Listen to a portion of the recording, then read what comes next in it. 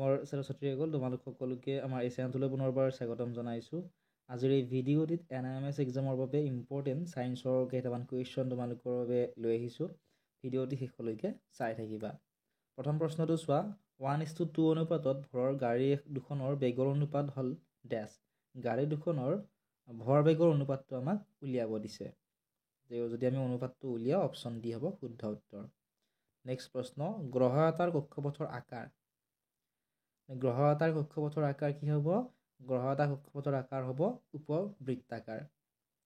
ঠিক আছে। নেক্সট প্ৰশ্নটো চোৱা, প্ৰশ্ন নম্বৰ 36, যদি আপতিত কোণ সংকট কোণ হয় তেনেহ'লে প্ৰতিফলিত কোণৰ মান কি হ'ব? যদি আপতিত কোণ সংকট কোণ হয় তেতিয়াহ'লে প্ৰতিফলিত কোণৰ মান হ'ব অপশ্যন নম্বৰ 8 থকাটো π/2। নেক্সট কুৱেশ্যন চোৱা, 35 নম্বৰ, মহ এটাৰ ৰাশিৰ কম্পনাংকৰ হাৰ। মহ এটাৰ ৰাশিৰ কম্পনাংকৰ হ'ব 0 to 20 second per second. Next question 36 number, পূৰ্ণ আভ্যন্তৰীণ প্ৰতিফলন এটা এনে ঘটনা য'ত আলোক ৰশ্মি কি হয়? তৰলতৰ মাধ্যমেদি প্ৰতিফলিত হয়, য'ত আপতিত কোণ সংকট কোণতকৈ অধিক হয়। কুৱেশ্যন নম্বৰ 37, তলত দিয়া কোনটো যোগাযোগ বল? ইয়াৰে কোনটো যোগাযোগ বল সুধিছে অপশ্যন কেইটাৰ ভিতৰত। অপশ্যনবিলাক চাই লোৱা। কাৰেক্ট এনচাৰ হ'ব অপশ্যন নম্বৰ চি, ঘৰ্ষণ বল হৈছে যোগাযোগ বল। বহুতো ছাত্ৰ-ছাত্ৰীয়ে কুৱেশ্যন পেপাৰসমূহ সুধি থাকা। যদিও তোমালোক কুৱেশ্যন পেপাৰসমূহ লাগে, এতিয়াই তোমালোকে ডেছক্ৰিপশ্যনত দিয়া লিংকসমূহত ক্লিক কৰি ক্লাছ 8ৰ হোৱাটছআপ চেনেলত জইন কৰি ল'বা, বা আমাৰ ফেচবুক পেজো আছে, তাতো তোমালোকে ফ'ল' কৰি ল'বলৈ নাপাহৰিবা। তাত তোমালোকে কুৱেশ্যন পেপাৰসমূহ পাবা। নেক্সট প্ৰশ্ন চোৱা, হীৰা আইনা কটাৰ কাৰণে ব্যৱহৃত হয় কাৰণ। আইনা কাটিবৰ কাৰণে হীৰা ব্যৱহাৰ কৰা হয়, ইয়াৰে কাৰণটো কি? ইয়াৰে মেইন কাৰণটো হৈছে হীৰাৰ কাষলতিটো ধৰাল। প্ৰশ্ন নম্বৰ 39 নম্বৰ প্ৰশ্ন, তলত উল্লেখ কৰা কোনটো এটা প্ৰকোষ কেন্দ্ৰীয় জীৱ? যিটো প্ৰকোষ কেন্দ্ৰীয় জীৱ বুলি কৈছে বেক্টেৰিয়া হ'ব কাৰেক্ট এনচাৰ। বেক্টেৰিয়া হৈছে এটা প্ৰকোষ কেন্দ্ৰীয় জীৱ। প্ৰশ্ন নম্বৰ 40, বীজৰ পৰা শস্যৰ পৃথকীকৰণ প্ৰক্ৰিয়া কি বুলি কোৱা হয়?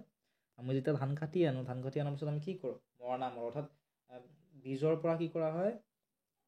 বীজক শস্যখিনিৰ পৰা পৃথক কৰা হয়। এইটো প্ৰক্ৰিয়াক মৰণা মৰা বুলি কোৱা হয়। অপশ্যন বি হ'ব এই প্ৰশ্নটোৰ কাৰেক্ট এনচাৰ। প্ৰশ্ন নম্বৰ 41, প্ৰশ্নটো আছিল যে তলত উল্লেখ কৰা কোনটো উৎসৱ শস্য সংগ্ৰহ সময়ৰ লগত জড়িত? কাৰেক্ট এনচাৰ অপশ্যন বিটো হ'ব পংগাল উৎসৱ শস্য সংগ্ৰহৰ সময়ৰ লগত জড়িত। নেক্সট প্ৰশ্ন, গংগা নদী বচোৱা কাৰ্যকৰী পৰিকল্পনা কোন চনত প্ৰৱৰ্তন কৰা হয়? গংগা নদী বচোৱা কাৰ্যকৰী পৰিকল্পনা প্ৰৱৰ্তন কৰা হৈছিল 1986 চনত। এইবাৰ তোমালোকে চনটো মনত ৰাখিবা, চনটো আহিব পাৰে। 1986 চনৰ জানুৱাৰী মাহৰ 14 তাৰিখে গংগা নদী বচোৱা কাৰ্যকৰী প্ৰৱৰ্তন কৰা হৈছিলে। নেক্সট প্ৰশ্ন, ষ্ট্ৰেপ্টমাইচিন এণ্টিবায়'টিক তলৰ কোনটো জীৱৰ পৰা প্ৰস্তুত কৰা হয়? আমাৰ যেতিয়া বেমাৰ আজাৰ হয় তেতিয়া আমাক ডক্টৰে কি দিয়ে? এণ্টিবায়'টিক দিয়ে। ষ্ট্ৰেপ্টমাইচিন নামৰ যিটো এণ্টিবায়'টিক আছে এইটো কোনটো জীৱৰ পৰা প্ৰস্তুত কৰা হয় সুধিছে।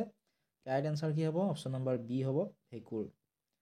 নেক্সট প্ৰশ্ন চোৱা, 44 নম্বৰ প্ৰশ্নটো, ৰেড ডাটা বুক তলৰ কোনবিধৰ তথ্যৰ পৰা সংগ্ৰহিত? ৰেড ডাটা বুকত তলৰ কোনবিধৰ তথ্য সংগ্ৰহিত হয়? ৰেড ডাটা বুক যিখন আছে তাত বিপদাপন্ন প্ৰাণীবোৰৰ তথ্য তাত সংগ্ৰহিত কৰা থাকে। নেক্সট চোৱা, 2,4-D ৰাসায়নিক পদাৰ্থবিধ খেতিয়কসকলে তলত কোনটো কাৰণত ব্যৱহাৰ কৰে? 2,4-D ৰাসায়নিক পদাৰ্থবিধ খেতিয়কসকলে অপতৃণ নিৰণীকৰণ, অপতৃণ মানে শস্য পথাৰ, ধৰা ধান খেতি কৰিলোঁ, ধান খেতি কৰোঁতে তাত অলাগতিয়াল কিছুমান ঘাঁহ বনো গজি উঠে, সেইবিলাক অপতৃণ বুলি কোৱা হয়। গতিকে এইবোৰ অপতৃণবোৰ নোহোৱা কৰিবৰ কাৰণে এনেধৰণৰ ৰাসায়নিক পদাৰ্থবোৰ ব্যৱহাৰ কৰা হয়। নেক্সট প্ৰশ্ন চোৱা, প্ৰশ্ন নম্বৰ 46, প্ৰশ্নটো আছিল যে কিছুমান প্লাষ্টিক থকা সেউজীয়া ৰঞ্জক পদাৰ্থবিধক তলত উল্লেখিত কোনটো নামেৰে জনা যায়? কাৰেক্ট এনচাৰ হ'ব অপশ্যন এ, ক্ল'ৰফিল নামেৰে জনা যায়। নেক্সট কুৱেশ্যন, তলত দিয়াবোৰৰ কোনটো খাৰিফ শস্য? মই আগতেও কৈছিলোঁ তোমালোকক প্ৰতিবাৰে খাৰিফ শস্য আৰু ৰবি শস্য ৰিলেটেড প্ৰায় কুৱেশ্যন আহি থাকে। গতিকে খাৰিফ শস্য কোনটো হয় সুধিছে, গতিকে চয়াবিন হৈছে খাৰিফ শস্য। অপশ্যন এ হ'ব কাৰেক্ট এনচাৰ। কুৱেশ্যন নম্বৰ 48, কুৱেশ্যনটো আছিল যে গাখীৰৰ পৰা দৈ প্ৰস্তুত হোৱাত তলৰ কোনটো অনুজীৱই সহায় কৰে? তোমালোকে নিশ্চয় জানা যে গাখীৰ থৈ দিলে কি হয়? এটা সময়ত দৈলৈ পৰিৱৰ্তন হয়। দৈলৈ পৰিৱৰ্তন হোৱাত এটা অনুজীৱে সহায় কৰে, সেই অনুজীৱবিধৰ নাম আমাক সুধিছে। সেই অনুজীৱবিধৰ নাম হৈছে লেক্ট'বেচিলাছ নামৰ অনুজীৱ। নেক্সট প্ৰশ্ন, ডেংগু ভাইৰাছৰ বাহক হ'ল? ডেংগু ভাইৰাছৰ বাহক হৈছে এডিছ অপশ্যন বি হ'ব কাৰেক্ট এনচাৰ নেক্সট প্ৰশ্নটো চোৱা তলৰ কোনটো সহযোগী সম্পৰ্কৰ এটা উদাহৰণ ইয়াৰে কোনটো সহযোগী সম্পৰ্কৰ এটা উদাহৰণটো দিছে অপশ্যন এ হ'ব কাৰেক্ট এনচাৰ ৰাইজোবিয়াম আৰু মাহজাতীয় উদ্ভিদ হৈছে এটা সহযোগী সম্পৰ্কৰ উদাহৰণ নেক্সট প্ৰশ্ন অসমত কিমানখন উদ্যান আছে গতিকে অপশ্যন আছিলে 8খন 10খন 5খন আৰু 18খন ইয়াৰ কাৰেক্ট এনচাৰটো ইয়াতে দিয়াসমূহ নহ'ব মই চাইডত লিখি দিছোঁ ঠিক আছে অপশ্যনত দিয়া নাই কাৰেক্ট এনচাৰ অপশ্যন